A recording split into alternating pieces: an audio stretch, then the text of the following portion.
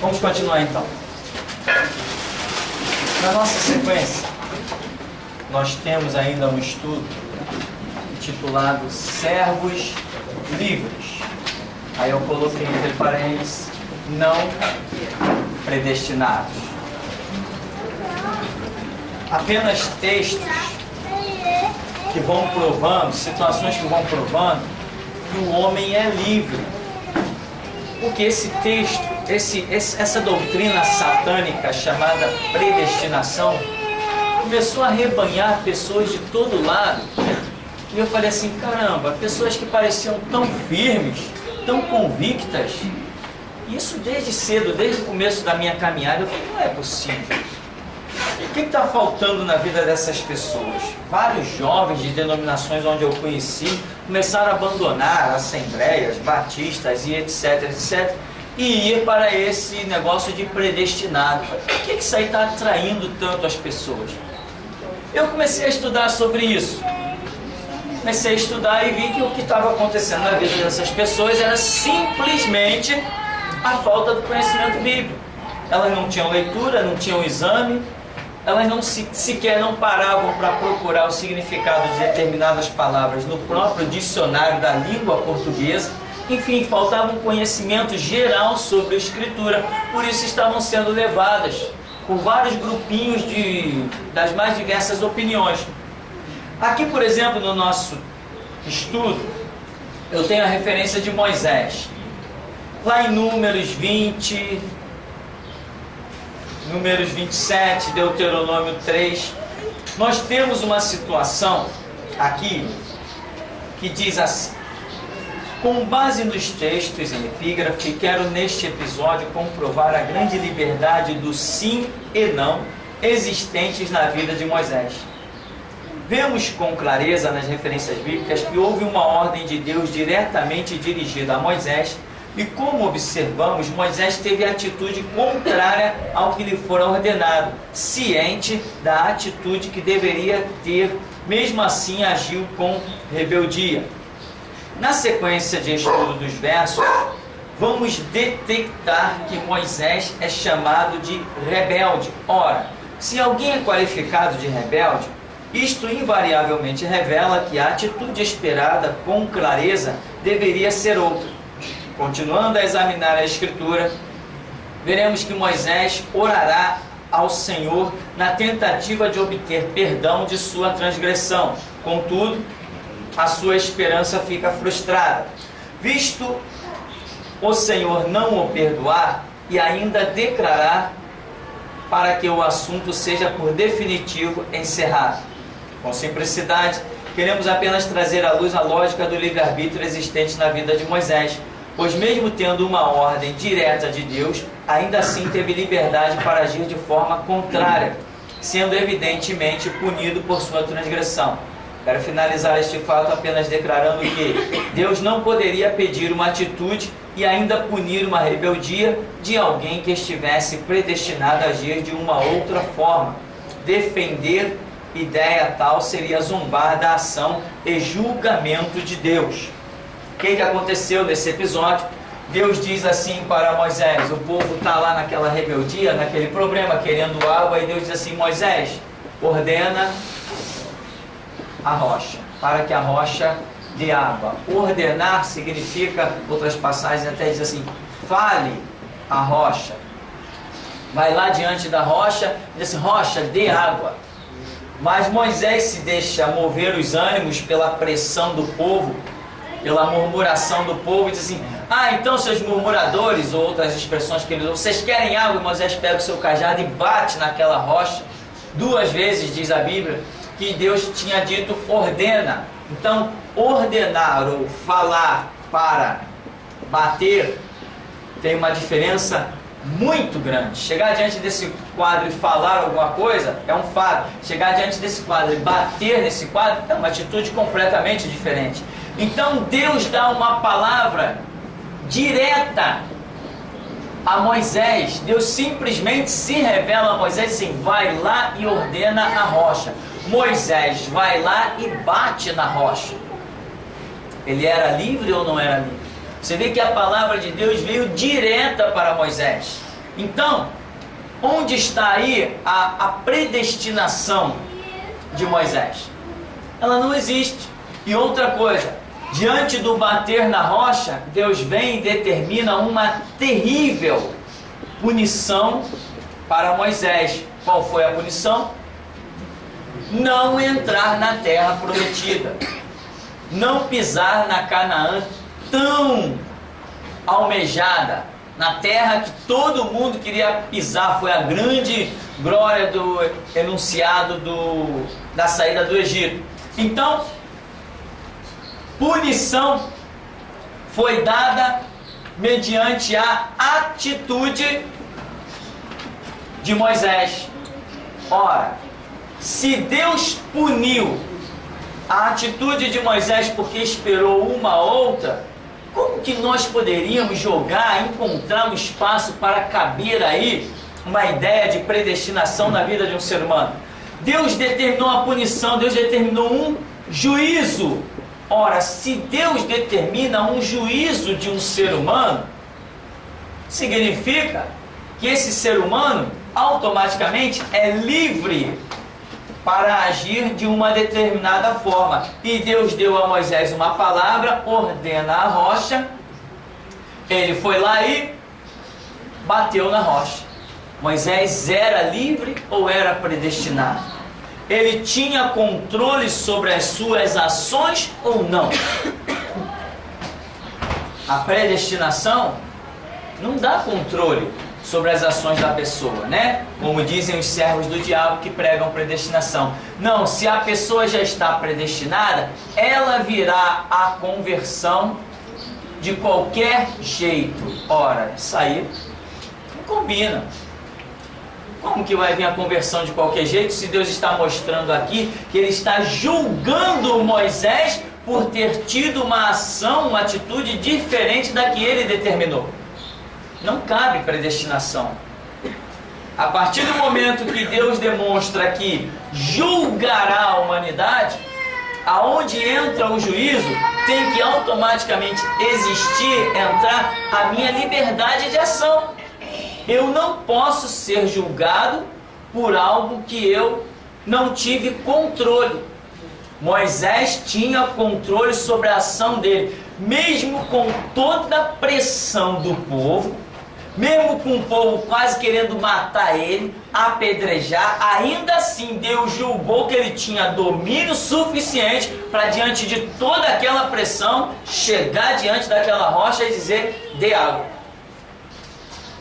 Ele não fez isso. Deus não quis nem saber quando ele foi orar. Mas, Senhor, o povo, Deus falou: nem me toque nesse assunto. Você não entra na terra e acabou a história. Foi uma punição terrível. Nós tivemos ainda um outro personagem aí na sequência, que foi o rei Davi. A história que está aí nas referências é Davi com Betseba, lembra? Quando Davi observa uma mulher bonita chamada Betseba. Bom, diz a Bíblia que era bonita, né? Eu não vi, não estava lá. E essa mulher era casada com um homem chamado Urias, que era uma pessoa importante no exército de Davi. Davi se engraça da mulher, aí ele premedita: o que eu vou fazer? Eu vou mandar chamar aquela mulher lá, chamar a mulher lá dentro do palácio. E sei lá quanto tempo essa história demorou. Eu sei que até que um dia a mulher diz: ó, estou grávida. Aí Davi vai, premedita: o que eu vou fazer para me livrar disso aí? Já sei, vou chamar Urias, manda Urias vir para a casa dele. Quer dizer, ele vai vir para casa, logicamente, ele vai se deitar com a mulher dele. Então, a gravidez, todo mundo vai achar que é dele. Aí Urias vem e deita-se na porta do palácio. Urias não foi para casa. Como é que é? Urias vai para casa? Não. Israel está em guerra e vou eu desfrutar da minha casa? Não, não vou não. Davi falou assim: estou ferrado, estou frito. Aí resolve fazer um assassinato. Olha onde. Predestinado a isso? Não dá, não dá. Então, bota o homem na frente da batalha, manda todo mundo sair e deixar o cara solto. Aí Deus vem e usa o profeta Natan e diz assim: você assassinou Urias pelas espadas dos filisteus. Você é assassino. Resultado dessa história: Deus vem através do profeta Natã e decreta um juízo. E diz: a espada não se apartará mais da tua casa. Nós já conhecemos todo o problema que houve na vida de Davi: incestos, estupro lá dentro da própria casa, entre irmãos, assassinato entre irmãos, o próprio filho se rebela contra ele, tenta tomar o seu reino, adultera com as suas esposas. É aquele horror que em nenhum outro lugar nunca se viu.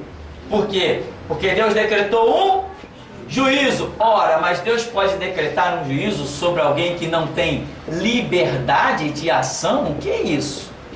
Não. Davi era sim um homem muito livre, tinha o seu livre-arbítrio, poderia ter, quando viu aquela mulher, poderia ter simplesmente ignorado. Se ele não pudesse ignorar o fato, se tivesse acima das condições de Davi ignorar a beleza daquela mulher, se tivesse esse fato acima das suas condições, Deus certamente trataria com ele de uma outra forma. Mas não, Deus julgou que ele poderia ter ignorado o fato, ele poderia não ter mandado Urias para a morte. Toda aquela situação que aconteceu com Davi poderia não ter acontecido. Por isso, decretou-se um juízo. Se foi decretado um juízo, significa que Deus considerou que havia em Davi condição para agir de forma diferente. É isto que traz o juízo de Deus sobre as nossas vidas. Vê que o próprio apóstolo Paulo diz que Deus não leva em conta o tempo da ignorância. Deus não pode me condenar se eu não tenho consciência do meu erro. Não existe condenação para quem não tenha consciência do seu erro. Deus pede-nos um culto, e esse culto tem que ser racional. Deus nos julgará, mas pelo meu erro racional. Nunca, se eu chegar diante de Deus sem nenhuma consciência de pecado, não existe condenação para mim. Não existe, acabou a história. O que me fará ser julgado é a minha própria consciência, porque ela acusa. Não tem acusador melhor do que ela. Ela é boa demais, ela não erra nada, ela não perde nada. Então, se uma pessoa, vamos dizer, chegou diante do tribunal de Cristo, e Cristo diz assim: você não é digno do meu reino, tu vai morrer, vai, segunda morte, arderá eternamente na condenação do inferno. A pessoa vai dizer: não, mas por quê? Se ela não tiver consciência do pecado. A questão é que todos os que forem comparecerem perante Cristo, ninguém comparecerá inocente. Todos têm consciência do seu pecado. Agora, nós temos também consciência do pecado perdoado e do pecado que não foi perdoado. Como assim o pecado que não foi perdoado? O único pecado que não foi perdoado é aquele do qual eu não me arrependi. A partir do momento que eu me arrependi, acabou. O perdão é automático. Me arrependi mediante o sangue de Cristo. O arrependimento não é: puxa, eu me arrependo daquilo que eu fiz, mas já fiz, né? Está feito. Não é isso. É o arrependimento mediante o sacrifício de Cristo, que é para me purificar de todo pecado e me apresentar isento de pecado diante de Deus. É essa atitude de arrependimento. Como João diz: se confessarmos os nossos pecados, Ele é fiel e justo para nos perdoar os pecados e nos purificar de toda a injustiça. Então, o juízo somente é decretado pela regra de Deus, pela regra bíblica, pela regra do Evangelho. Só existe juízo quando eu tenho consciência do meu erro. Se eu não tiver consciência do meu erro, eu não tenho juízo. Tanto que eu não tenho condenação. Tanto que Jesus Cristo disse o quê? Se eu não tivesse vindo e não vos tivesse falado, vós permanecerias sem pecado. Mas agora eu vim e vos anunciei, o vosso pecado permanece. Ou seja, permanece se não se arrepender.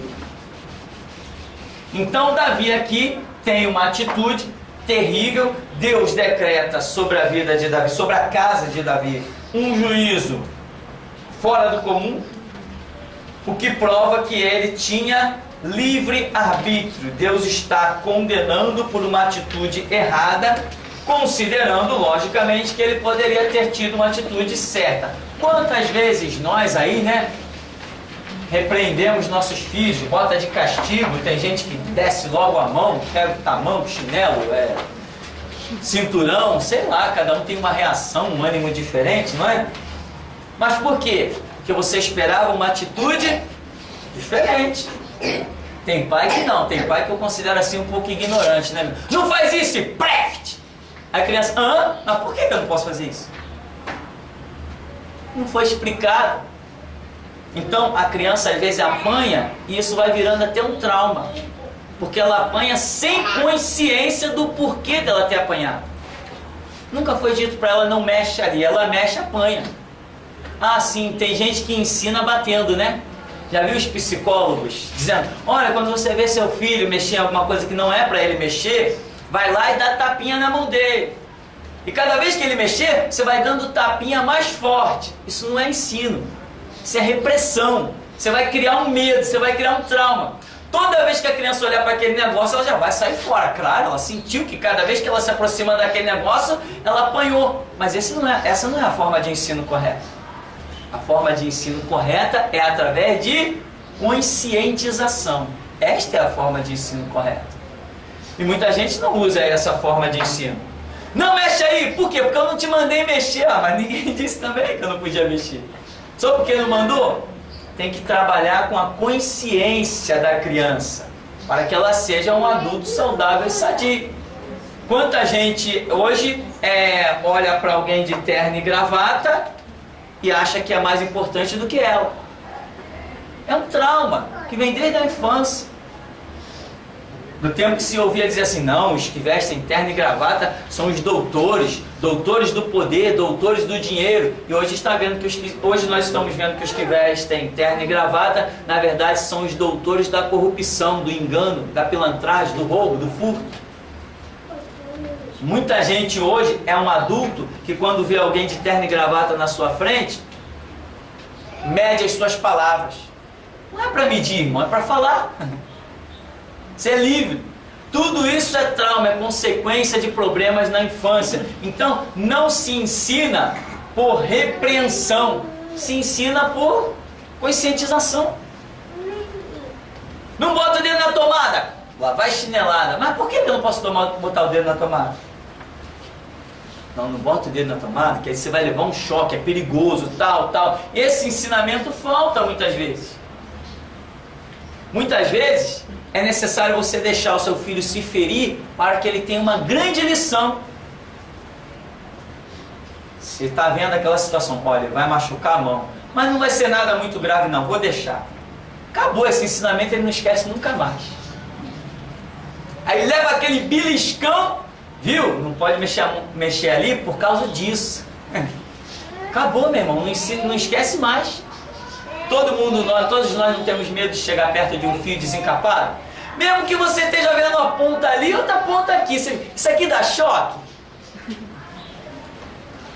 Que você já viu que mexer em fio desencapado é um caso sério, né? Então, tem que ser por ensinamento. Essa é a verdadeira administração. Você ensinar e não simplesmente se preparar para repreender. Hoje a nossa sociedade é uma sociedade de ensino. Não, é uma sociedade de repressão. Os jovens se criam nos morros, nas comunidades menos favorecidas, sem nenhuma consciência, estão se criando no meio de boca de fumo, onde para eles o mundo real é diferente do nosso. Aí a polícia vai lá, é cacetete, é chicote, é prisão, e cada vez aquele ser humano vai sendo cada vez mais traumatizado. E o camarada passa 10 anos na cadeia, quando ele sai depois de 10 anos, o que ele faz? A mesma coisa. Por quê? Ninguém ministrou para ele, ninguém atingiu a consciência dele. Castigaram o corpo dele, mas não deram ensinamento para ele. Eu, quando estive preso 18 dias, eu conversei com pessoas que, na verdade, o estar no tráfico, o ser um marginal, era uma forma de se expressar. Era a maneira que o camarada achava que ele era livre. No tráfico, quando ele estava com uma arma na cintura, ninguém dizia para ele o que fazer. Como que você foi criado? Não, meu pai me espancava, minha mãe era uma bêbada, minha mãe era uma drogada. Olha a cabeça desse cara. Pode jogar ele na cadeia. Engraçado que eu estava vendo agora um caso. O camarada ficou preso 20 anos. Tem uns 15 dias que eu vi isso na televisão. 20 anos de cadeia, preso por estupro. Quando ele saiu, por bom comportamento, né? Também, lá não tem como não ter bom comportamento, né? Como que o camarada sai por bom comportamento? Eu não entendo. Não tem nada para ele fazer lá dentro, não tem nada para provar o livre-arbítrio dele lá. Ou ele fica na cela, ou ele fica na cela. Não tem mais nada para ele fazer. 20 anos, tinha sido preso por estupro, saiu. Na semana que ele saiu, ele estuprou uma criança.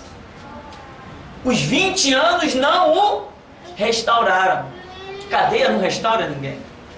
O que restaura é ensinamento, conscientização.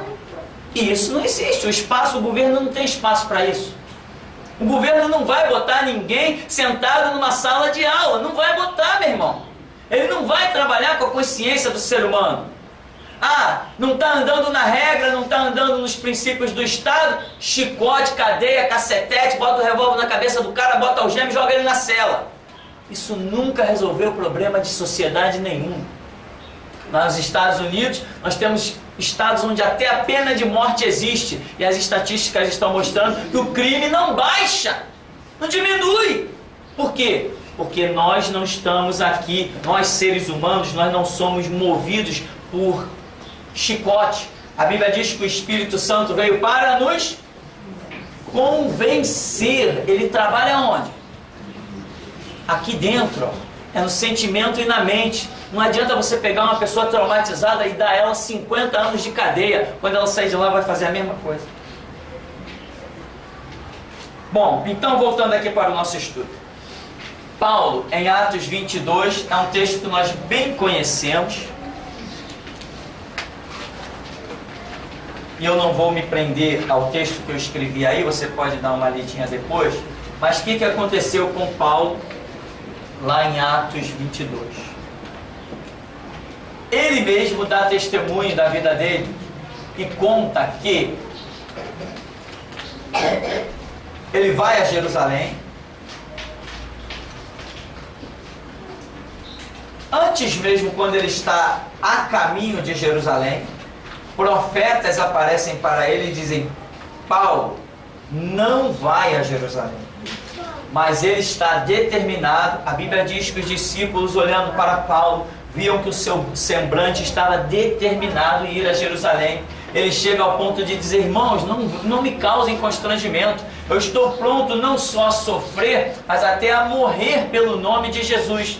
E Paulo, fora da vontade de Deus, o grande apóstolo Paulo, fora da vontade de Deus, vai a Jerusalém e entra no templo. Ele mesmo dá testemunho disso na escrita de Atos, que foi escrita por Lucas. Quando ele está no templo, ele diz que o Senhor Jesus o arrebata, ele chama de um êxtase. E ele vê Jesus e Jesus conversa com ele face a face e diz o quê? Saulo, sai de Jerusalém, porque não vão receber o teu testemunho. Ninguém aí vai te ouvir. Pois ele insiste e ele permanece, ele fica em Jerusalém, mesmo Jesus se manifestando, dizendo para ele: Saulo, sai de Jerusalém, o teu testemunho vai ser inútil, ninguém vai receber, não adianta você querer pregar para os judeus, para os teus conterrâneos, não interessa nada disso, aí é tempo perdido, eu vou te enviar para os gentios. E tem mais, gentios da onde? De longe, a tua missão é fora de Israel. Não é nem os gentios que habitam aí em Jerusalém, Israel, não é nem nesses tempos. Eu vou te mandar para outras terras, como ele já havia passado por outras terras em viagens que ele fez, que demorou meses de navios.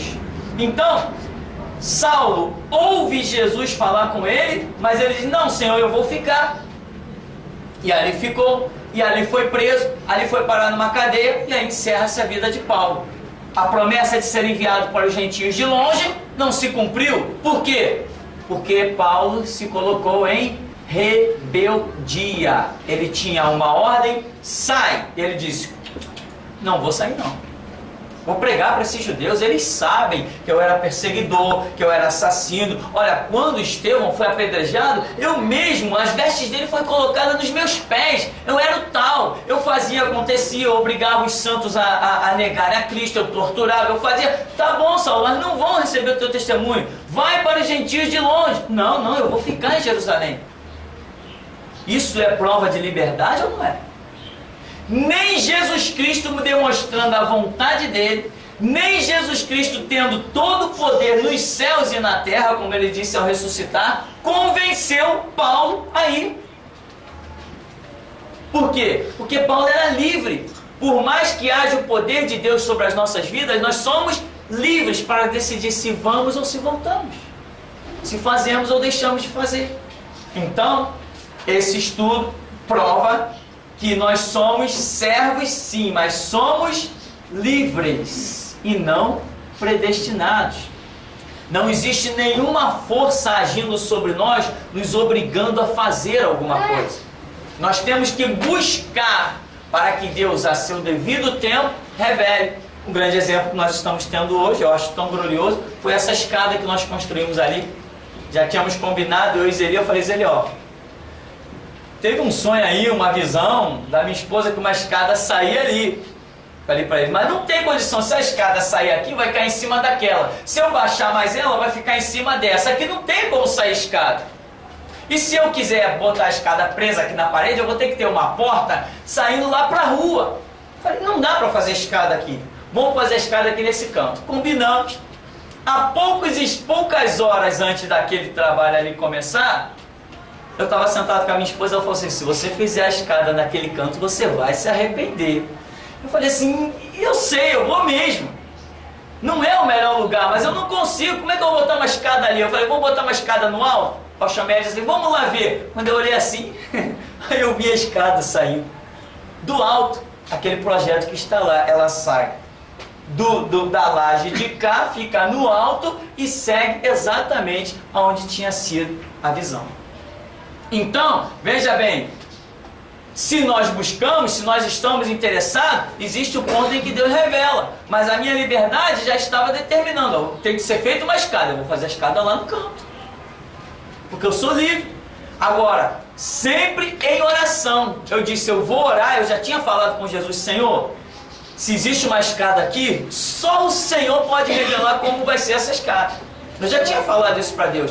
E eu disse, eu vou orar até o último instante, mas quando chegar a hora, Senhor, de fazer a escada, eu vou ter que fazer, senão a obra vai parar. Se nós não fizéssemos a escada, a obra ia parar. Como que ia continuar? Precisava da escada. E eu falei, até o último instante eu vou estar orando. Se o Senhor não revelar, eu vou fazer a escada lá.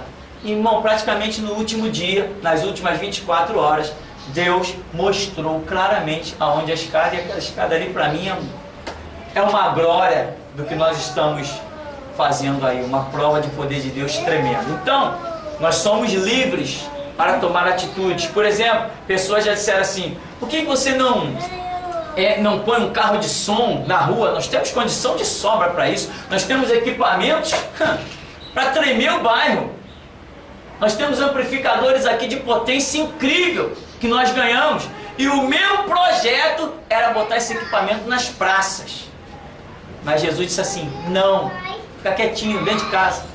Ué, com toda a condição para ir para a rua e fazer. Mas Deus vem e diz assim, não, ora, se Ele vem e diz não, eu não sou predestinado, eu sou livre. Muita gente no meu lugar já teria saído por aí fazendo um monte de coisa para aparecer. Porque Deus tem trazido recursos ao nosso ministério.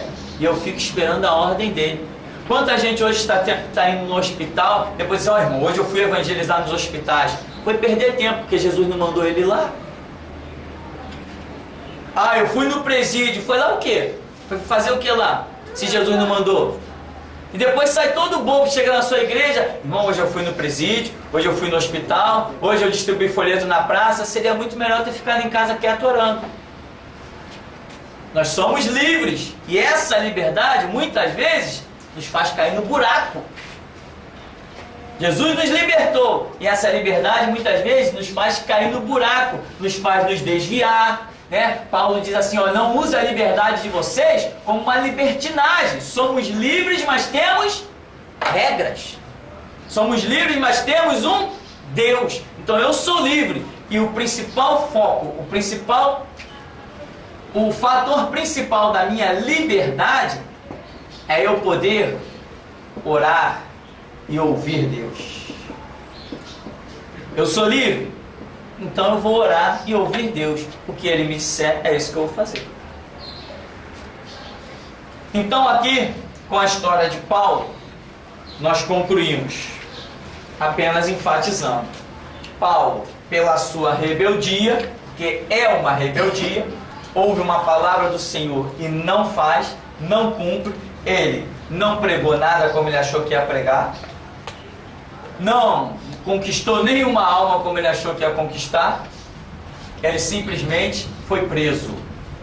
O que não era projeto de Jesus. Qual era o projeto de Jesus? Vou te enviar para os gentios de longe. Esse era o projeto de Jesus. Mas ele foi preso e não foi para canto nenhum. Daqui Paulo foi parar em Roma.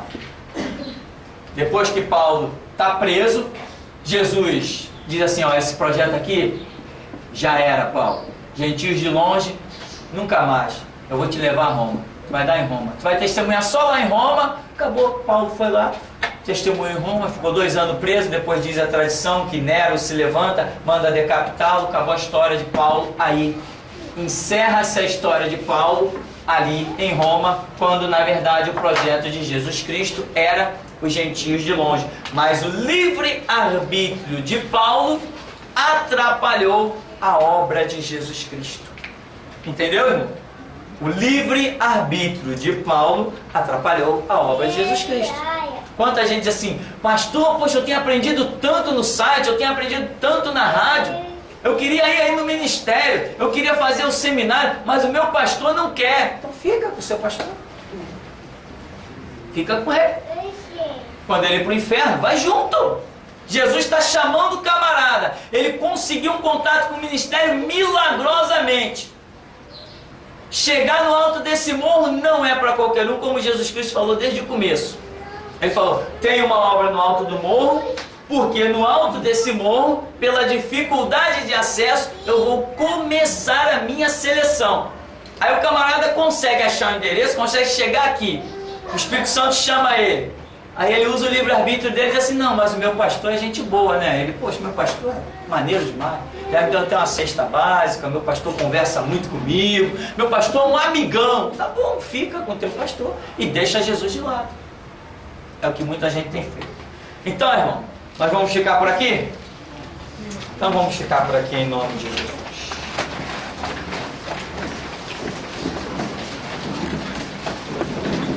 Vamos agradecer ao Senhor. Amado Deus, Pai querido, nós te glorificamos por esta manhã, ó Deus, em que o dia é lindo, Senhor, o sol é maravilhoso, o clima abençoado pelo Senhor. E quantos nesta hora estão usando este dia lindo para tantas coisas que não colherão frutos, ó Deus, no futuro, mas nós estamos aqui semeando na Tua presença, amando os Teus atos, porque o pardal encontrou casa para si, a andorinha ninho, mas nós encontramos os Teus altares, Senhor, e nós queremos estar no Teu altar, e a porta da casa do nosso Deus vale mais que em outras partes 1000. Temos essa consciência e somos livres para entender e agir conforme isso.